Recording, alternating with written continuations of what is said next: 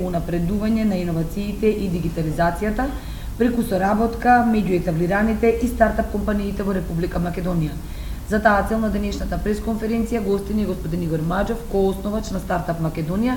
На почеток ќе дадам збор на нашата колешка доктор Татјана Штериева. Благодарам. Значи, освојувањето на нови пазари, како и задоволувањето на потребите на потрошувачите, кои континуирано се менуваат во согласно со светските текови, бара од компаниите континуирано да воведуваат нови решенија, односно да воведуваат иновации во нивното работење, во бизнис процесите кои ги спроведуваат, производите и услугите кои што ги нудат за компаниите, но и во начинот на кој што ги организираат своите, например, производствени процеси и процесите на дистрибуција. Секаде низ светот, традиционалните компании кои што се добро етаблирани на пазарот се соочени со предизвиците континуирано да воведуваат иновации во нивните бизнис процеси, производите и услугите кои што се нудат за крајните потрошувачи, односно за нивните деловни партнери. Така, например, може да се земе статистиката, односно бројката на рангирањата на најголемите 500 компании на списанието Fortune. Првиот пат кога е направено ваквото рангирање во 1955 година, ако ги земеме тие компании денеска, може да забележиме дека 88% од нив веќе не влегуваат во групата на 500 најголеми компании, а резултат на тоа е токму причината што престанале да иновираат и поради тоа се или банкротирани, или се преземени, односно споени со некое друго предпријатие, или се уште функционираат на пазарот, меѓутоа веќе не влегуваат во групата на 500 најголеми компании. Ова значи дека како што се намалува бројот, односно годините на очекувано успешно работење на компаниите на пазарот, така се повеќе се зголемува и притисокот на компаниите постојано да бидат во процес на воведување на нови решенија. Проценките на списанието Forbes, например, покажува дека додека во средината на минатиот век очекуваниот животен век на успешно функционирање и работење на компаниите изнесувал 67 години, а денес тоа е намалено на само 17 години, поради што компаниите постојано го имаат на себе императивот да иновираат за да успеат да ги побијат овие очекувања.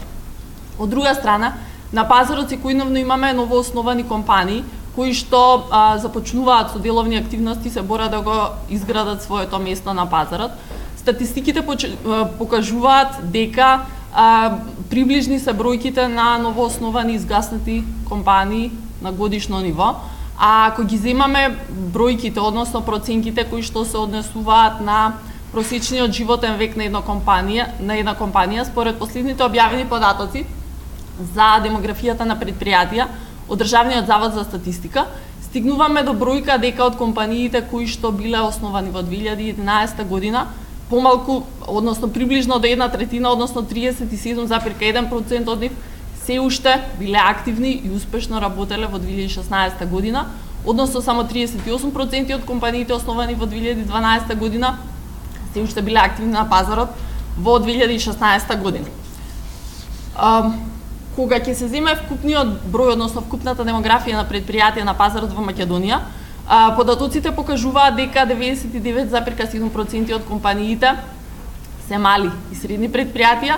додека 0,3% од вкупниот број на компании се големи компании. Меѓутоа, и едните и другите се соочуваат со истиот предизвик, а тоа е прашањето како да ја изградат и да ја унапредат својата позиција на пазарот. И ако ги споредиме во европски рамки, стигнуваме до податокот дека тие се далеку зад своите европски партнери во однос на нивната профитабилност и во однос на нивната конкурентност.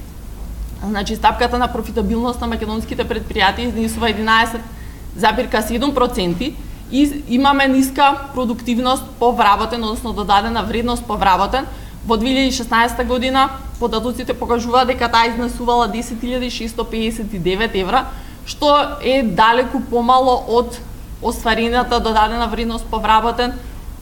во европските предпријатија, која што изнесува 50.782 евра. Ова не упатува на заклучок дека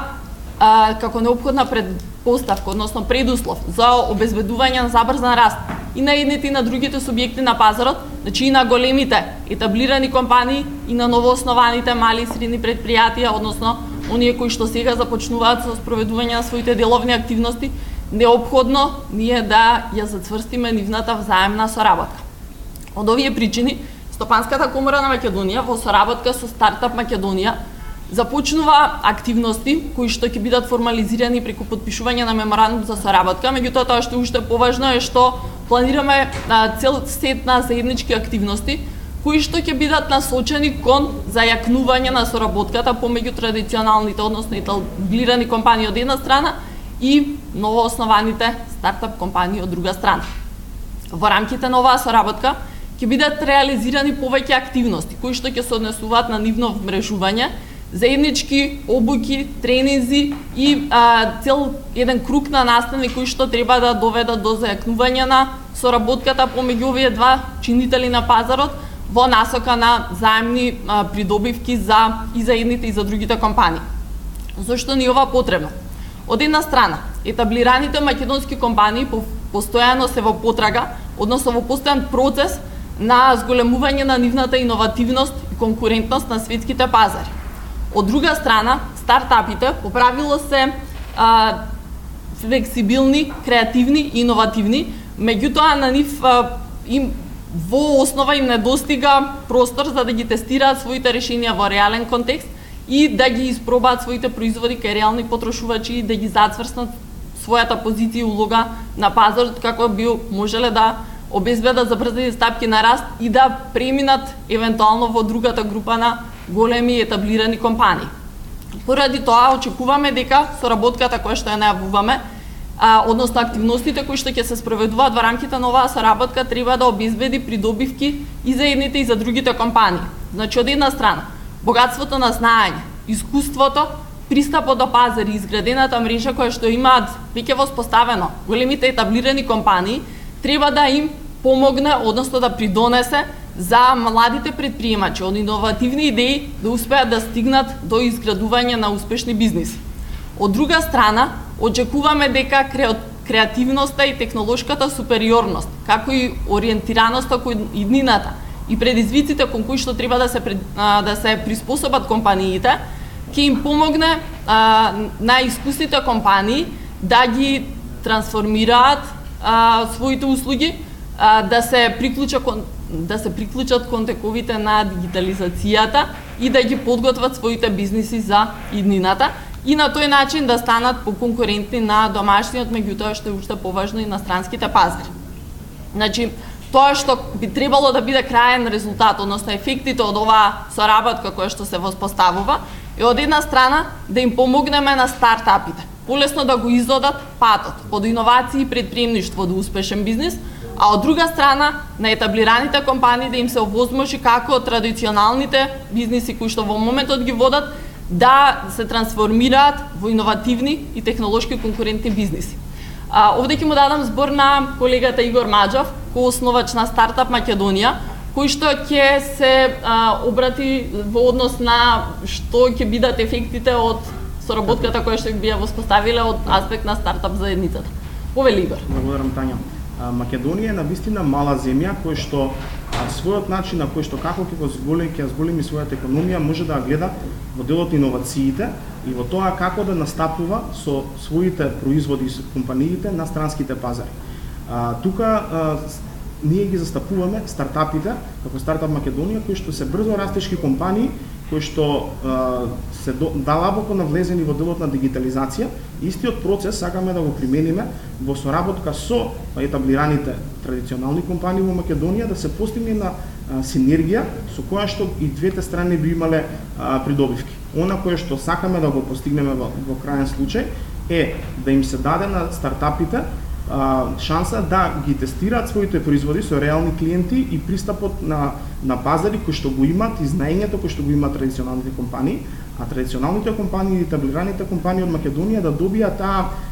компетитивна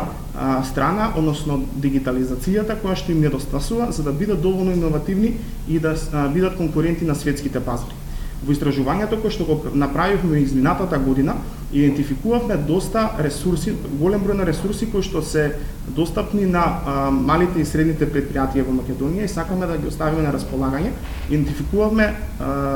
Стопанската комора како еден од главните партнери кој што може да допринесе кон овие брзо растечки компании да можат да подобро функционираат и да го зголемиме бројот на компании кои што ќе го поминат прагот, односно ќе возможат продолжување на својот животен брек, односно да не престанат да постојат. На овој начин големите компании со соработка со малите компании ќе имаат шанса да дојдат во ситуација кога ќе креираат продукти кои што глобално ќе бидат конкурентни и навистина да представат Македонија во правото свет.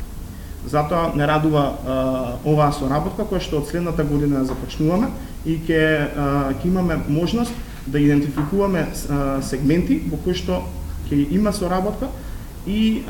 да се унапреди работењето на големите компании, а малите компании да можат да добијат навистина значаен партнер во своето действување. Благодарам.